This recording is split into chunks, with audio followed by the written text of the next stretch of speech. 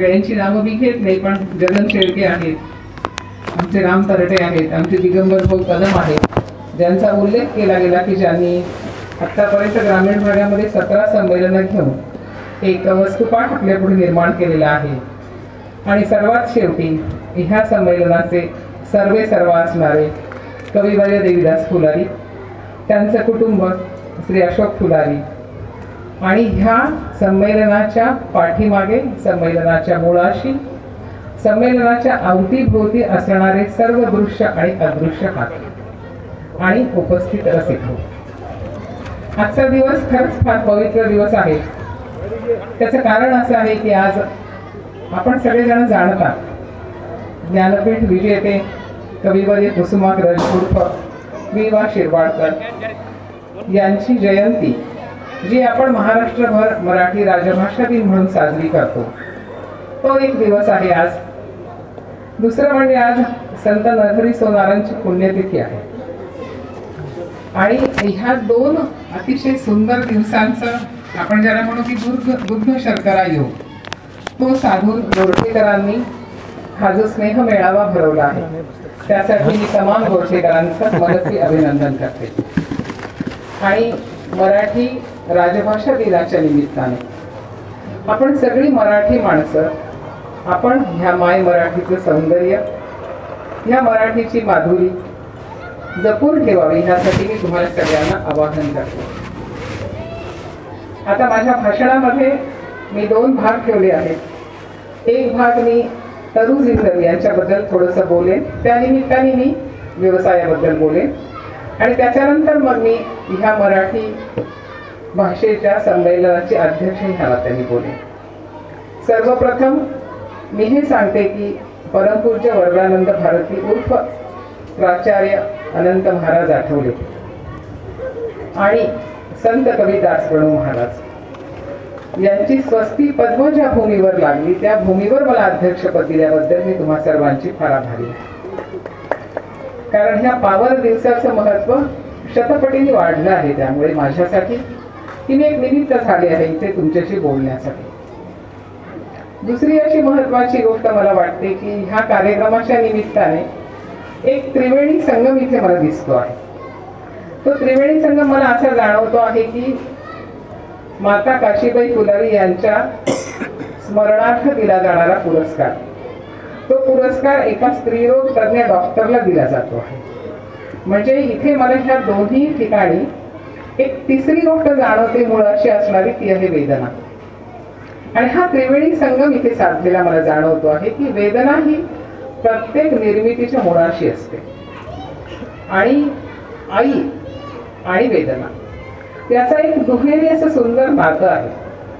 कारण वेदना सोसल्याशिवाय आई होता येत नाही, हे तुम्हाला माहित नाही मित्रांनो, इकडच्या सगळ्या माहित आहे.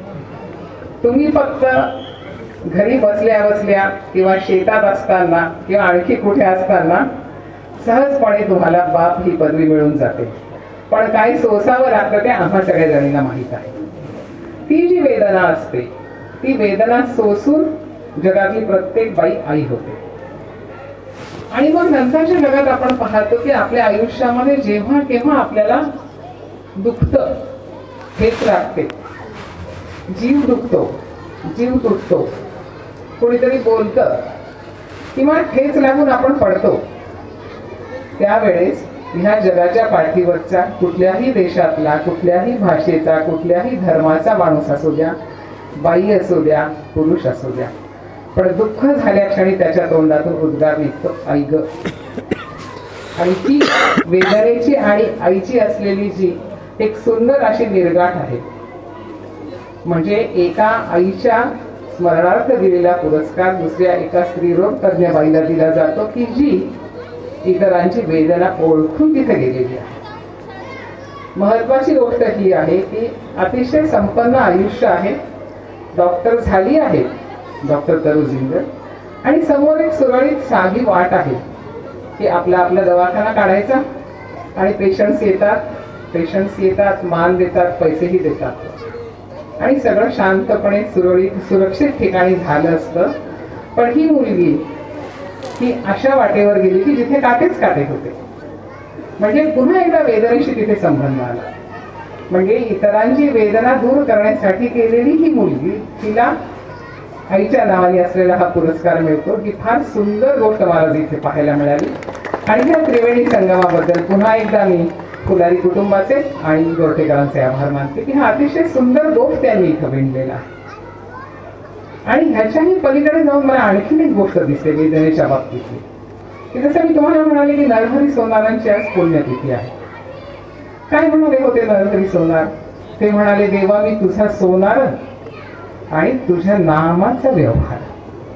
म्हणजे सोनार आहेत ते, पण त्यांनी व्यवहार कशाचा केला? त्यांनी असं नाही केले की किनाळकर बाईंना बाबा मंगळसूत्र बनवायचे, त्याला 2 तोळ्याचं मंगळसूत्र बनवतो, एवढे एवढे पैसे घेतो, असं नाही.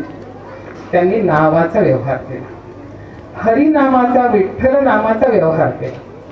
तो व्यवहार कसा असतो? देह जाणे बागेसरी, देहाचीच बागेसरी करावी लागते. बागेसरी म्हणजे तुम्हाला सगळ्यांना माहिती आहे, सोनाराकडे असते ती, ज्याच्यामध्ये सोनं आपण जाळून तावून सुलाखून काढतो. म्हणजे सोनं स्वतः म्हणतं की अग्निदाहे नवे दुःख. ते सोनं अशा 52 कसोट्या पार करतं, 1-2 नाही. 1-2 कसोट्या नसतात. आपल्या शाळेमध्ये परीक्षा असते त्याची एक तोंडी परीक्षा, एक लेखी परीक्षा, असं नाही, 52 कसोट्या. त्या पार करून सोनं आगीतून जाळून बाहेर येतं. तसं म्हणतात नरहरी सोनार की मला हा व्यवहार कसा करायचा आहे? नामाचा व्यवहार. देवा मी तुझा सोनार, तुझ्या नामाचा व्यवहार. देह जाणे बागेसरी, अंतरात्मा सोने.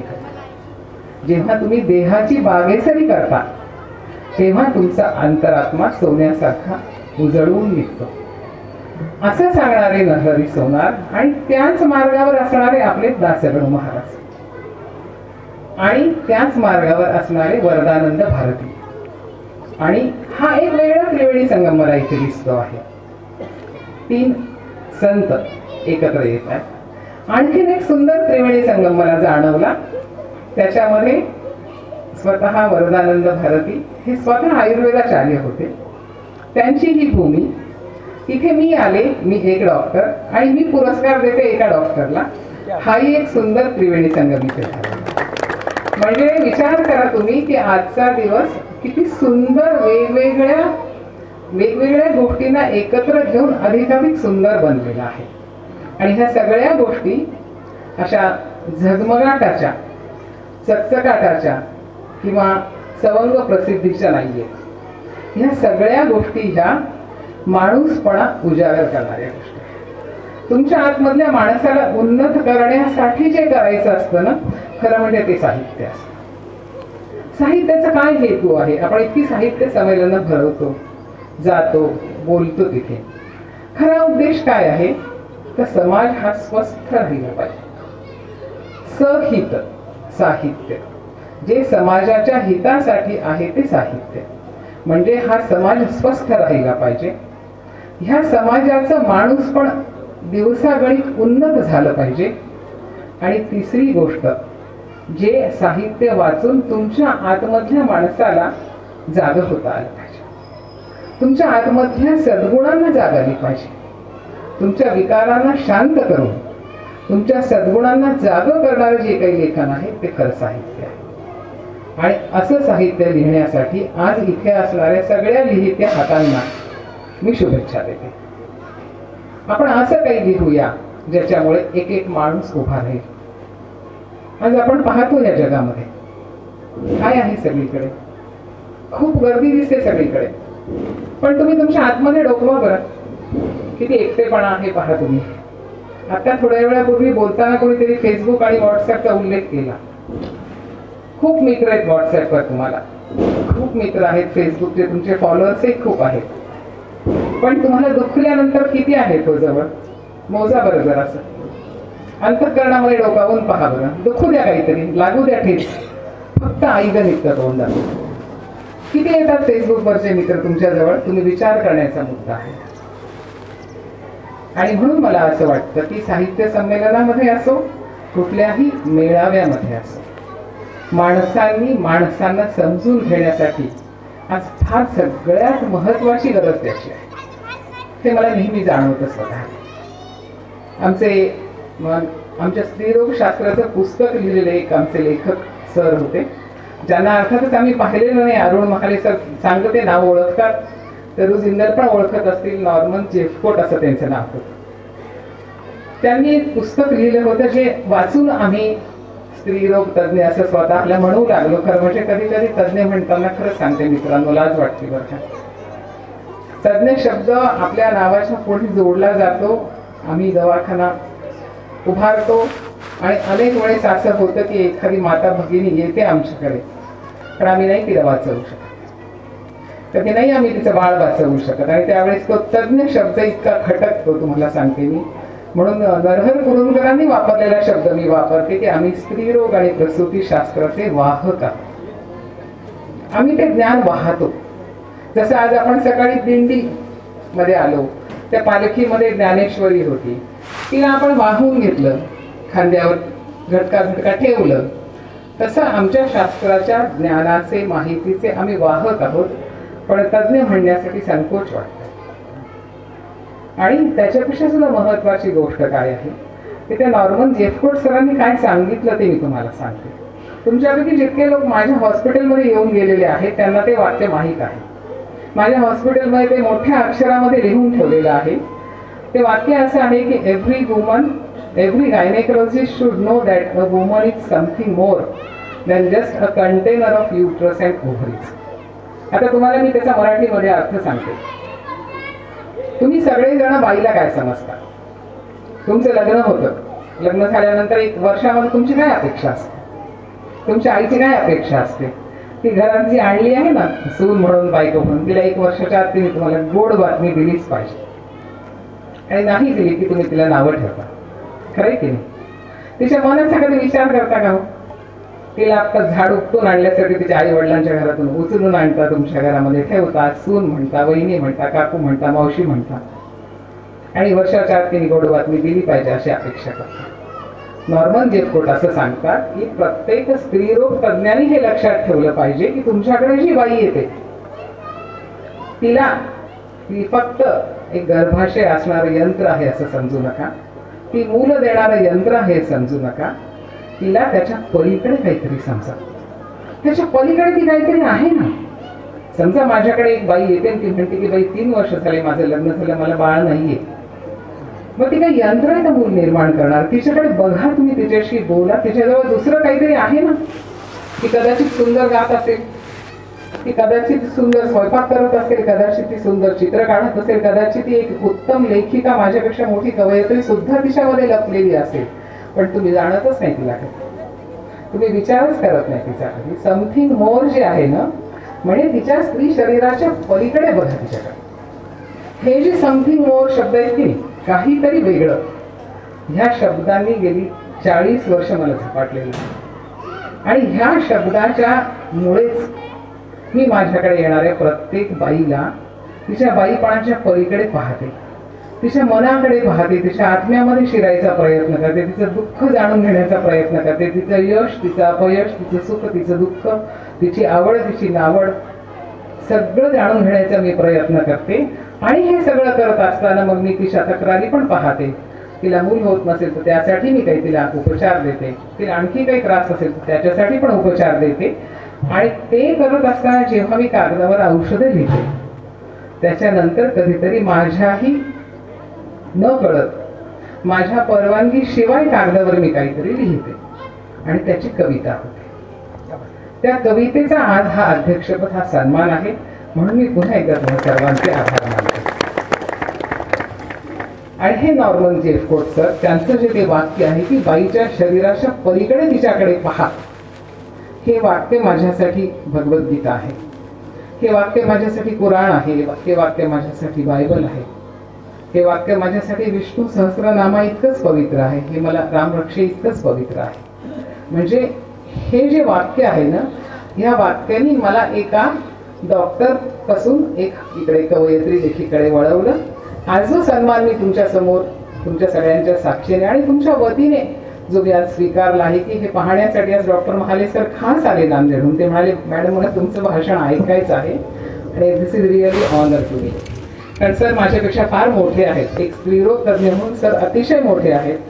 ते एवढ्या उन्हामध्ये माझ्यासाठी इथे बसले आहेत याचं केवळ कारण हे आहे की ह्या वाक्याने मला बदललं.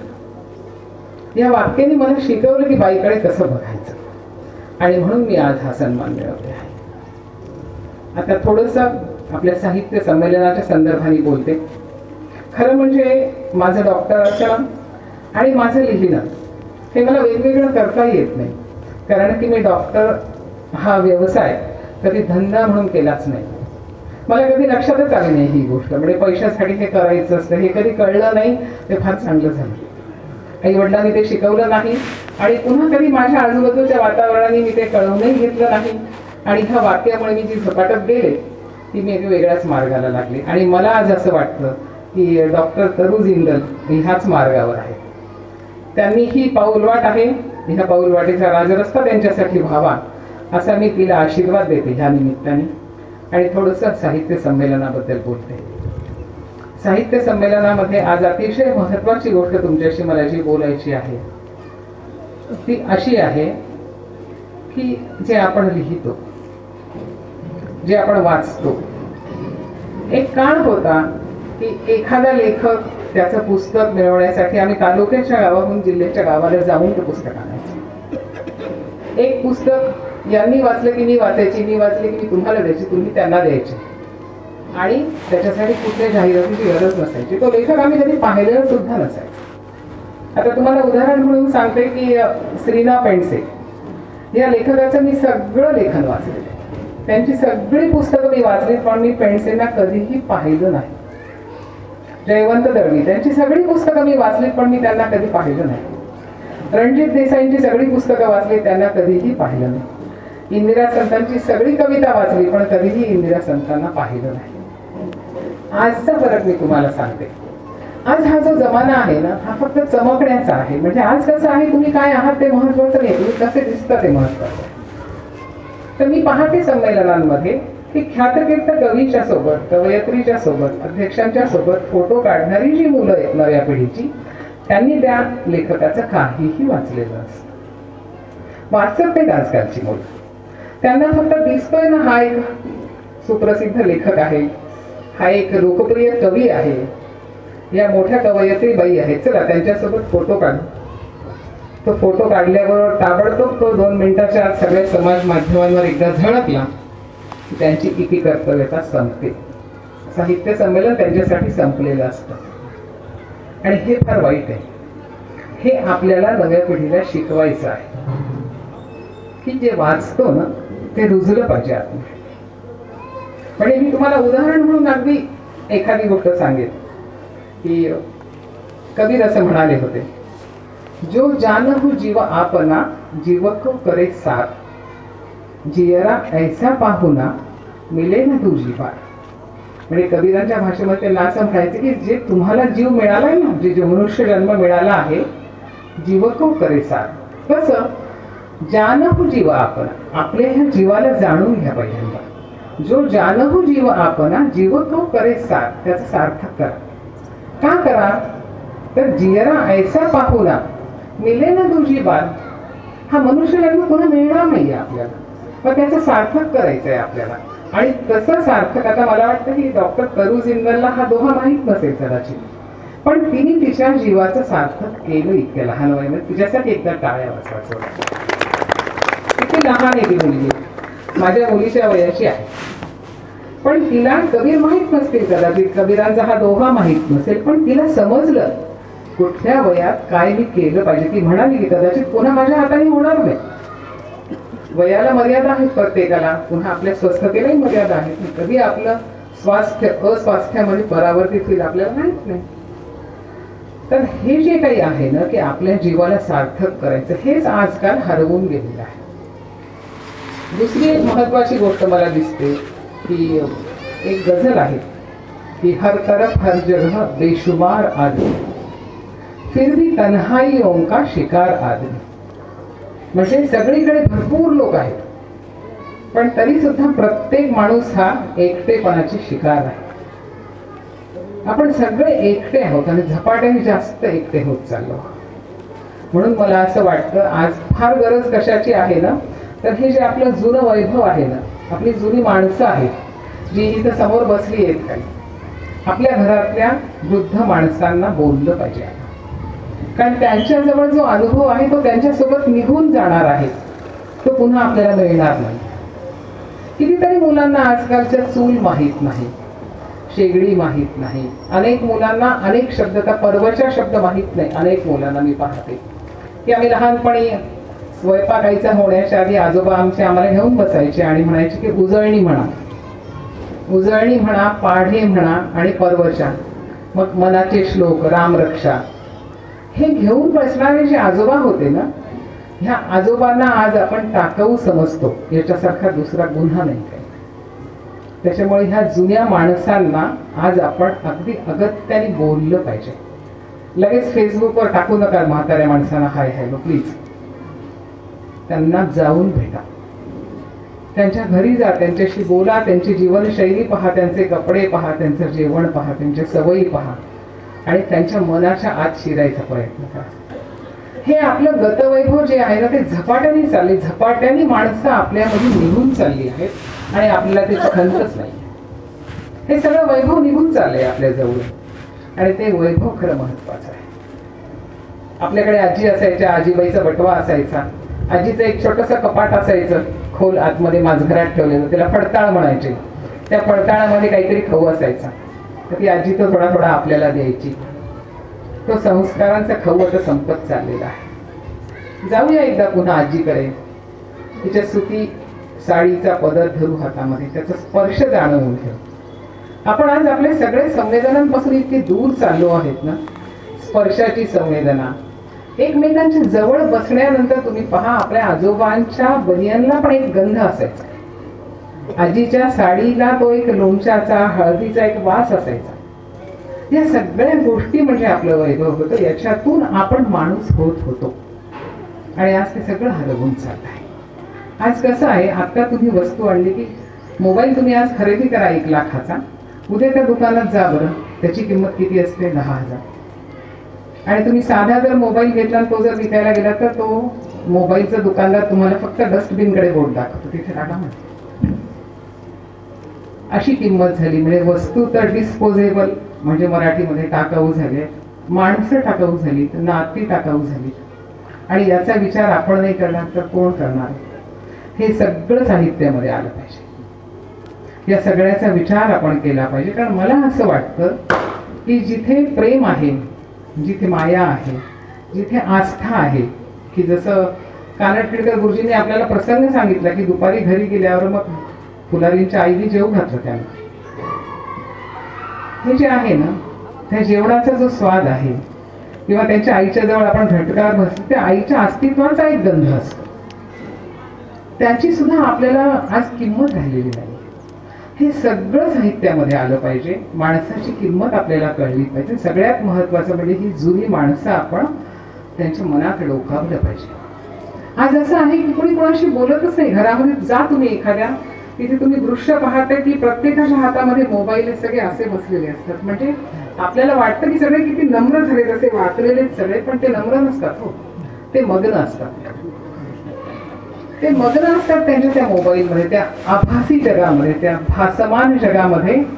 तुम्हाला हजारो मित्र असतात पण जीवाभावाचं कोणी नाहीये. याची जाणीव आपल्याला आज झाली पाहिजे. मी तुम्हाला सांगते मित्रांनो की आज मी पाहते जे एक डॉक्टर म्हणून प्रचंड एकटेपणा आहे जगामध्ये, प्रचंड एकटेपणा. लहान लहान मुलं आहेत, 8वीतली 9वीतली 10वीतली, त्यांना समुपदेशनाची गरज पडते. त्यांच्या आईवडिलांना तर पडतेच आहे. 9वीतली 10वीतली मुलं हिंसक व्हायला लागली. तुम्हाला गंमत वाटेल, समुपदेशनाला माझ्याकडे एक मुलगी आली होती. ती इतकी रागामध्ये होती, इतकी रागामध्ये होती, तिने काय शब्द वापरावे. ती म्हणाली की, मी म्हटलं तुझी आई काय करते? त्यामुळे माझ्या आईचा मला खूप राग येतो मॅडम, ती डायल आहे. हे त्या मुलीचे शब्द. मुलगी फक्त जास्तीत जास्त 13-14 वर्षाची असते. माझी आई डायल आहे. का तर तिची आई तिला अभ्यास करायला लावते आणि म्हणे माझा भैया जो आहे ना, म्हणे त्या भैयाचं तर मला एखाद्या दिवशी मी मर्डरच करेन. ही भाषा आहे मुलांची आजकाल. विचार करा तुम्ही, किती सावध व्हायचं आहे आपल्याला. म्हणजे तंत्रज्ञानाच्या प्रगतीच्या शिखरावर असतानाच आपण माणुसकीच्या अशा कड्यावर उभे आहोत की जिथून आपण कधी कोसळून पडू, खाली आपल्याला पत्ता लागणार. फार सावध व्हायची गरज आहे आपल्याला. तंत्रज्ञानाची प्रगती आपल्याला फार सकारात्मकतेने, फार सावधतेने घ्यावी लागणार आहे. आणि म्हणून कृत्रिम बुद्धिमत्ता पण येते आहे. म्हणून आज आपली सगळ्यांची जबाबदारी आहे की आपल्या नव्या पिढीला आपण पुस्तकांकडे वळवलं पाहिजे. पुस्तकांचा स्पर्श पहा. पेन हातामध्ये घ्या, पेन्सिल हातामध्ये घ्या, कागद हातामध्ये घ्या, त्याचा स्पर्श घ्या. आपल्या घरातल्या ज्येष्ठ माणसांच्या जवळ बसून त्यांच्या अस्तित्वाचा गंध, त्यांचा स्पर्श घ्या.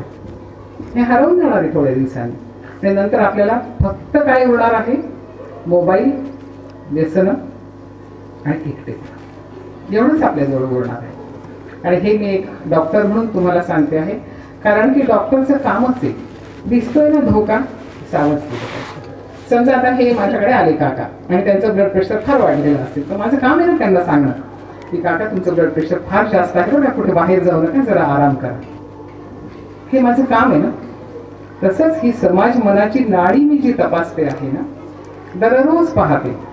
पेशंट्सच्या रूपामध्ये समुपदेशक म्हणून मी जे काम करते तेव्हा माझ्याकडे समुपदेशाचे अनेक लोक येतात. इतर आपली नाती आहेत, आपण कार्यक्रमांना जातो, लोकांमध्ये मिसळतो, सगळीकडे मी माणसांना वाचत असते. आणि मला दिसतं आहे की प्रचंड एकटेपणा आहे आणि प्रचंड माणसं मग्न झाली आहेत मोबाईलमध्ये. आपल्याला सगळ्यांना उपवासाचं महत्त्व माहिती आहे. तर बायकांना तर फार उपवासांची आवड असते. श्रावणी सोमवार करायचा, श्रावणी शुक्रवार करायचा, एकादशी करायची, पौर्णिमा करायची, अमावस्येचा उपवास करायचा. सगळ्यांना मी सांगते की सगळेजण मोबाईलचा उपवास करा एक दिवस. खरं सांग, एक दिवस मोबाईलला हात लावायचा नाही. काय करायचं? मी असं म्हणत नाही की मोबाईल घेऊच नका, फोन उचलूच नका, असंही मी म्हणत नाही. तो मोबाईल तुम्ही त्या दिवशी टेलिफोन सारखा वापरा. म्हणजे तुमच्या घरामध्ये बैठक आहे ना, प्रत्येकाच्या घरात बैठक असते.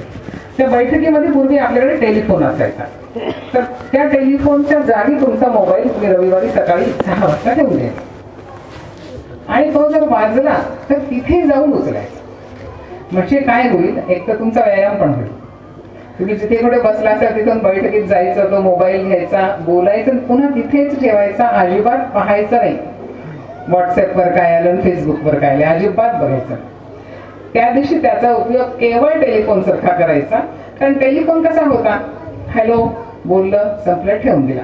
टेलिफोनमध्ये काही दिसायचं का? चित्रबित्र, फोटो नाही, चित्र नाही, काही दिसायचं नाही. तसा वापर मोबाईलचा रविवारी आपण केला पाहिजे. त्याच्यामध्ये एकतर फायदा होईल, तुमचं मन शांत राहील.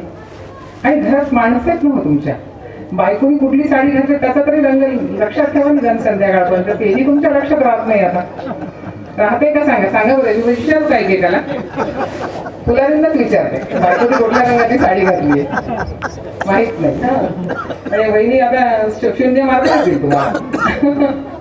तर असं आहे, आपण पाहतच नाही आजूबाजूला. तर मोबाईलचा वापर असा करा. तंत्रज्ञान चांगलं आहे, मी नाही म्हणत नाही. खूप कोविडच्या काळामध्ये ह्या मोबाईलने आपल्याला खूप खूप खूप लाभ दिलेला आहे. मोबाईलने आपल्याला खूप दिलासा दिलेला आहे. मोबाईलच्या काळामध्ये आम्ही देशातच नाही, परदेशातल्या लोकांना खूप समुपदेशन करू शकलो. कोविडच्या काळामध्ये त्यांना समाधान देऊ शकलो, त्यांचं भय नष्ट करू शकलो किंवा कमी करू शकलो. पण शेवटी ते एक यंत्र आहे, त्याचं आपण गुलाम व्हायचं नाही, त्याला आपलं गुलाम करायचं आहे आपल्याला. आणि हे जर आपण करू शकलो ना, तर आपल्या प्रत्येकाच्या घरामध्ये इतकं सुखद वातावरण तयार होणार आहे की पुढच्या वेळेस मी जर गोरठ्याला आले तर तुम्ही मला सांगाल की खरंच आम्ही असं केलं आणि आमच्या घरामध्ये फार छान वातावरण आहे. आपली नाती, आपली माणसं, त्यांच्याशी आपल्याला बोलायचं आहे. आणि ते बोलणं ह्या मोबाईलमुळे कमी होतं.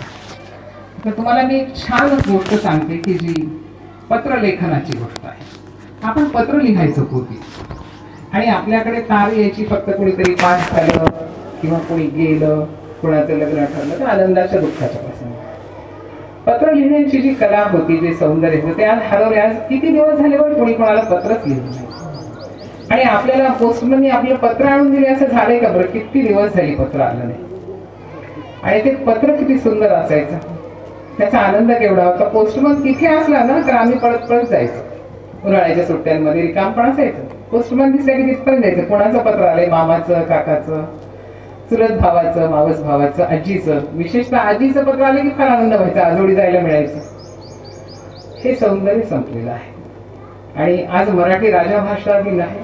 मी तुम्हाला केशवसुतांची एक कविता सांगणार आहे मुद्दा, कारण ती कविता पत्रलेखनाचं सौंदर्य तर सांगते, पण पती पत्नीचं नातं पण ती इतकं सुंदर सांगते की त्या नात्याचं जे सौंदर्य आहे, त्या नात्याची जी खोली आहे, त्या नात्याची जी उंची आहे ती त्या कवितेतून तुम्हाला समजेल, म्हणून मी ती कविता तुमच्यापुढे सादर करते.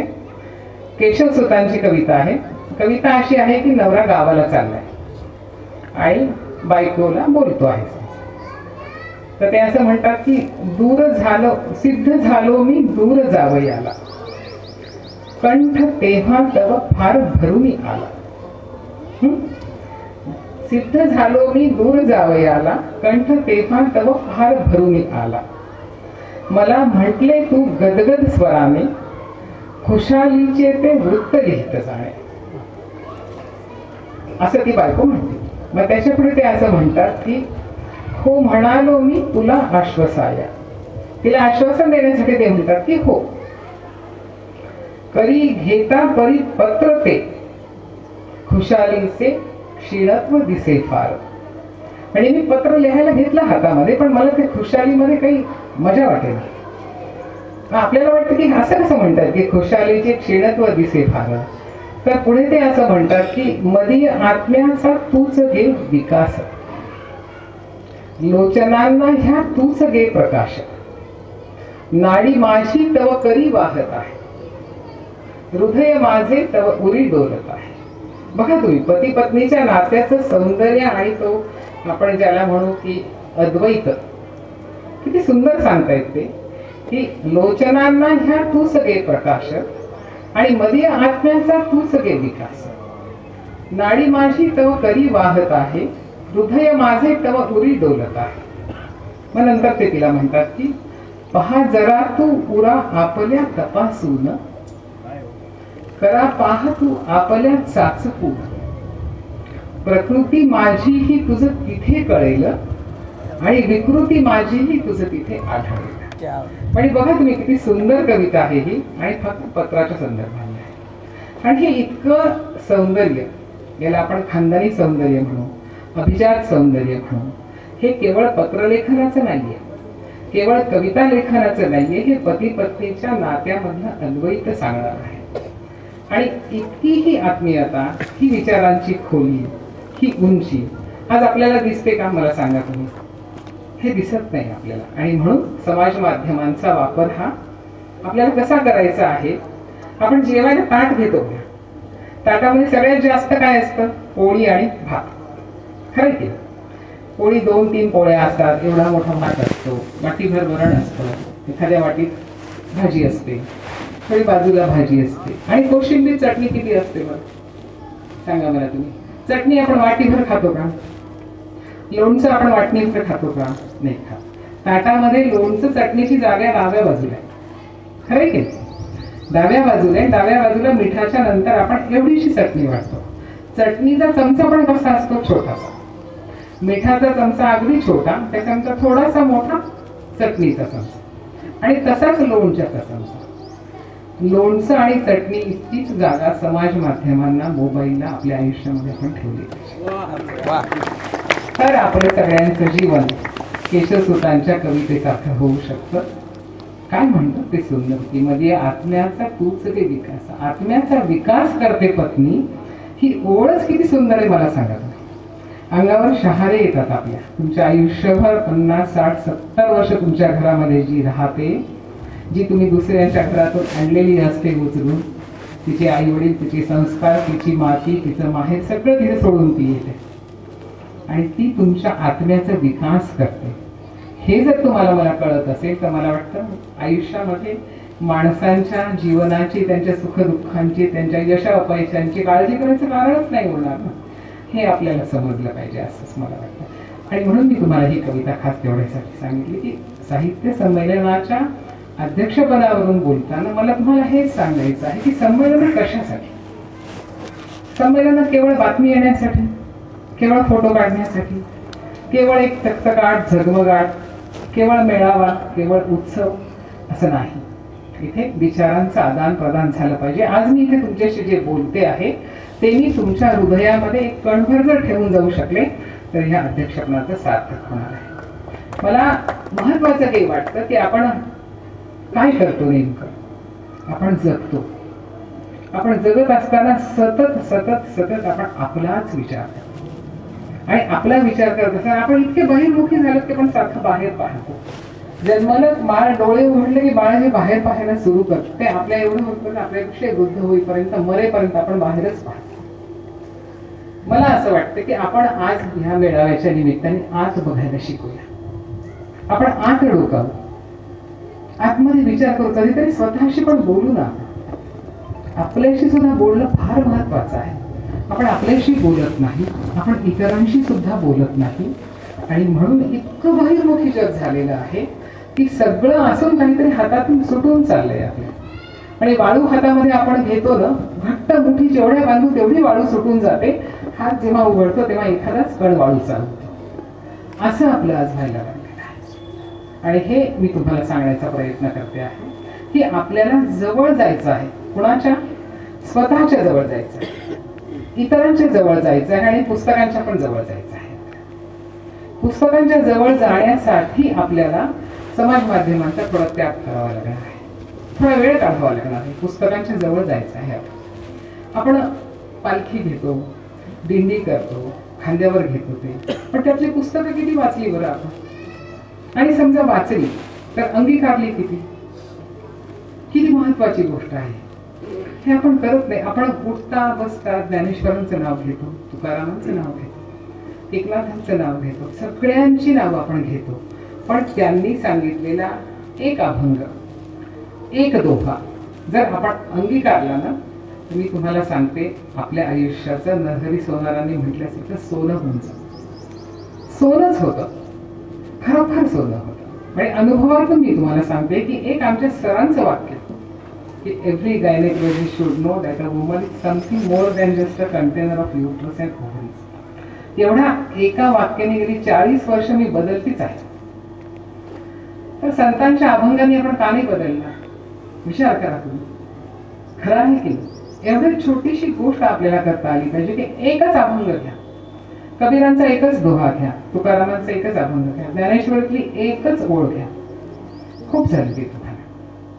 मी ज्ञानेश्वरीतली एक ओळ तुम्हाला सांगते आणि सगळ्यांना भूक लागली असेल, ऊन खूप लागतं आहे म्हणून मी तेवढी सांगून मग थांबणार आहे. आणि तत्पूर्वी एक छोटीशी गोष्ट सांगणार आहे.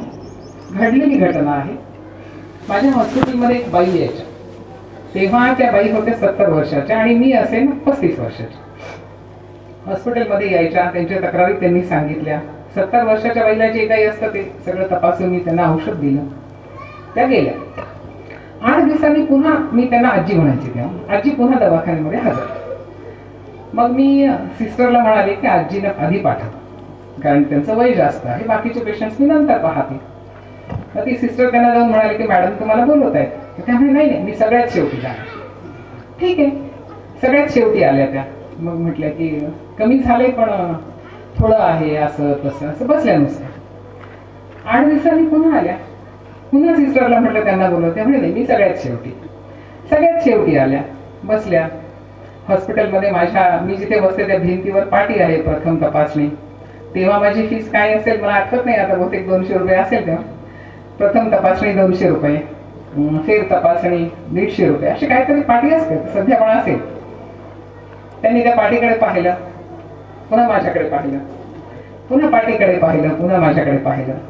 संकोच करत म्हटलं की बाई, आणि मला तपासायचं नाहीये, पण नुसतं येऊन बसलं आणि तुमच्याशी बोललं तर किती फीस घेता?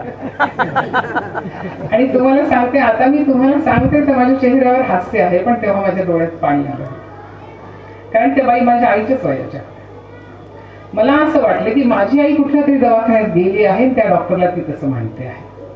आणि मला इतकं अपराधी वाटलं की मी किती दिवसात माहेरी गेले नाही, मी आठवून पाहिलं. आणि तडक संध्याकाळच्या गाडी आईकडे गेले, आईशी बोलले, बसले. तिला म्हटलं आई तुला एकटेपणा वाटतो का ग? मी तर येत नाही तुझ्याकडे जास्त. नाही का, तसं काही नाही म्हणाली. पण मग मी तिला ही गोष्ट सांगितली. आणि तुम्हाला सांगते त्या दिवशी मला इतकं वाईट वाटलं. मी म्हटलं बाई आपण एवढे महान झालो का की आपल्या आईच्या वयाची ती बाई आपल्याला म्हणते की बाई मला काही तक्रार नाही, मला औषध देऊ नका, गोळी देऊ नका, नुसतं बसले तर किती पैसे घेतात. आजही ती गोष्ट माझ्या मनामध्ये रुतलेली आहे, मी तुम्हाला सांगते. आणि ह्या घटनेला घडून किती वर्ष झाली? 35 वर्षाची होते, आता मी 64 वर्षाची, म्हणजे ऑलमोस्ट 30 वर्ष. 30 वर्षामध्ये अनेक वेळेस मला ही गोष्ट आठवते. आणि गेली 30 वर्ष मी बायकांशी बोलतेच आहे. माझं हे बोलणं चालूच आहे. माझ्याकडे येणाऱ्या बायका मी त्यांना तपासते, पण तपासण्यापेक्षा जास्त मी त्यांना बोलू देते आणि मी त्यांच्याशी बोलते, संवाद करते. जास्त तपासणं 10 मिनिटाचा, संवाद अर्ध्या तासाचा, पण तो मला समाधान देतो. त्याचं कारण त्या बाई आणि त्यांचं ते वाक्य की नुसतं बसले आणि थोडंसं माझ्याशी बोलला तर किती पैसे घ्यायला पाहिजे? आपण एवढे महाग आहोत का? हा विचार करायला पाहिजे. ही संवादाची भूक माणसाची जसं जसं वय वाढतं तशी वाढते. जेवढं तुमचं वय वाढेल तेवढी तुमची संवादाची भूक वाढणार आहे. आणि ती संवादाची भूक भागवण्यासाठी आपल्याला एकमेकांना भेटायचं आहे. आणि हे सगळं आपल्याला लेखणीतून आणायचं आहे. हा जो भयाण एकटेपणा आहे, तो भयाण एकटेपणा दूर करण्यासाठी आपल्याला बोललं पाहिजे एकमेकांशी. आणि ते करण्यासाठी मी तुम्हाला सगळ्यांना आज आवाहन करते की माणसांना भेटलं पाहिजे, बोललं पाहिजे एकमेकांशी. आणि तेच आपण नेमकं आज करत नाही आहोत. तर ही गोष्ट एक मला बदलणारी गोष्ट होती. म्हणजे केवळ आपल्याला संतांचे अभंगच बदलू शकतील असं नाही. एखादी सामान्य बाई सुद्धा तुमच्या हृदयात टोचणारा प्रश्न तुम्हाला विचारू शकते की ती तुमच्या हृदयाचं उत्खनन करते. की खरंच बाई नुसतं बोलाल, किती पैसे घ्याल? किती लाज वाटायची गोष्ट आहे मला सांगायची की एखादी बाई माझ्याकडे येऊन मला पैसे द्यायला सुद्धा तयार आहे, पण तिला बोलायचंय माझ्याशी. आणि हे आपण समजून घेतलं पाहिजे सगळ्यांनी. याच्यासाठी हे मेळावे आहे. आपण बोलू एकमेकांशी, आपण भेटू, आपण म्हाताऱ्या माणसांना भेटू, त्यांच्या मनामध्ये शिरू, त्यांना स्पर्श करू. म्हणजे मला तुम्हाला सांगते, अजून एक बाई अशीच भेटली होती. ती माझ्याकडे आली. तिच्या मला वाटतं सुनेला बाळ वगैरे काहीतरी झालं होतं माझ्याकडे. तिने मला पेढी दिली. ती म्हणली, बाई मला तुम्हाला मिठी मारायची. तर मी म्हटलं का हो? तर म्हणे, बाई किती दिवस झाले म्हणे कोणाला असं मी भेटलेच नाही. म्हणजे किती संकोच आहे बघा तुम्ही की माणसाने माणसाला भेटण्यास स्पर्श करण्यासाठी सुद्धा माणसं आज तहानलेली आहे. आणि हे सगळं आपल्याला विचार करायला लावणार आहे. आणि हे विचार करणं जेव्हा आपलं सुरू होईल, मला वाटतं अशा ह्या मेळाव्यांसाठी आणि अशा संमेलनांसाठी ती खरी पाऊलवाट ठरणार आहे. तशा अर्थाने हे संमेलन ही ह्या माणसामाणसातल्या संवादाची पाऊलवाट ठरावी असं मला वाटतं.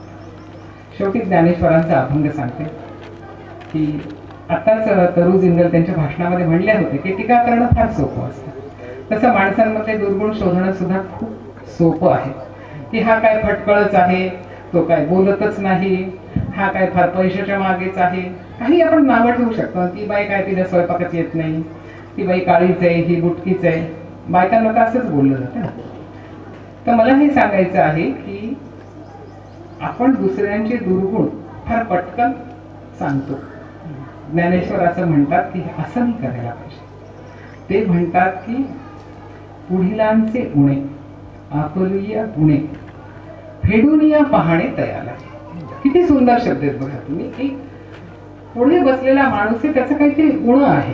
जसं माझ्याकडे अनेक गोष्टी उणीवा असतील ना माझ्यामध्ये सुद्धा, तर माझ्यातल्या उणीवा तुम्हाला दिसतात, तुमच्यातल्या मला दिसतात. पुढिलांचे उणे आपुलिया गुणे, माझ्या गुणांनी मी काय करायचं की फेडूनिया पाहणे तयाला. म्हणजे ते दुर्गुण फेडून पाहायचे मी. आपल्याला फेडून हा शब्द म्हटले की फक्त कर्ज फेडत आठवते, खरं की नाही? पण दुर्गुण सुद्धा फेडून पाहायचे असतात हे आपल्याला ज्ञानेश्वर सांगतात.